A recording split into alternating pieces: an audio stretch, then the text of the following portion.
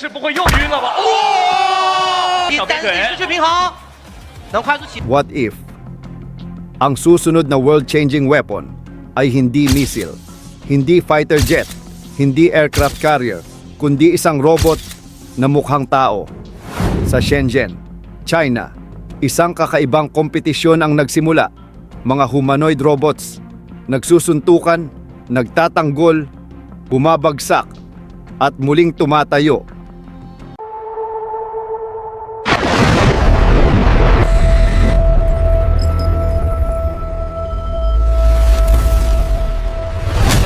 Welcome to Atlas One. Nitong buwan ng Hulyo 2026, inilunsad sa Shenzhen ang kauna-unahang humanoid robot fighting league. Mahigit 200 robotics teams ang lumahok upang subukan ang kanilang AI-powered humanoid robots. Hindi lang lakas ang sinusukat, kundi ang kakayahan ng robot na magdesisyon sa loob ng ilang milliseconds. Kapag natumba, kailangan nitong bumangon. Kapag umatake ang kalaban, kailangan nitong umiwas. Lahat ng ito ay kontrolado ng artificial intelligence. Para sa iba, isa lang itong entertainment. Pero para sa mga defense analysts, maaaring ito ang unang hakbang patungo sa bagong panahon ng warfare.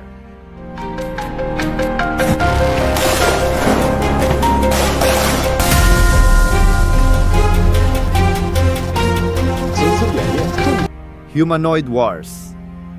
Nagsimula na ba? Maraming nagtatanong, bakit kailangang magpalaban ng robot? Ang sagot, hindi para gumawa ng robot boxer, kundi para gumawa ng mas mahusay na robot. Sa bawat laban, natututo ang AI. Mas gumaganda ang balance, mas bumibilis ang reaction, mas nagiging natural ang paggalaw, at mas mahusay itong magdesisyon. Ito ang parehong teknolohiyang kailangan para sa search and rescue, industrial work, disaster response, at iba pang komplikadong gawain.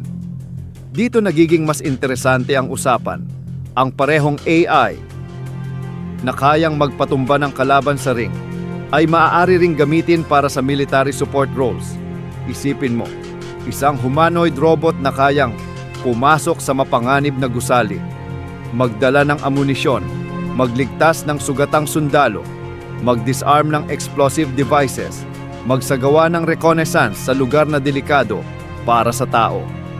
Sa kasalukuyan, walang kumpirmadong ebidensya na ginagamit ang mga robot na ito bilang autonomous combat soldiers.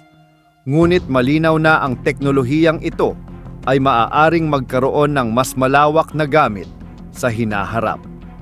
Hindi lang China ang nasa karerang ito. Patuloy ring nagde-develop ng humanoid robots ang Estados Unidos, Japan, South Korea at iba pang bansa. Habang bumibilis ang AI, mas lumalapit din ang posibilidad na ang mga robot ay maging bahagi ng iba't ibang operasyon mula sa industriya hanggang sa emergency response at posibleng military support. Ang tanong na ngayon, sino ang magiging leader sa humanoid robotics? 20 taon nang nakalipas, science fiction lang ang humanoid robots.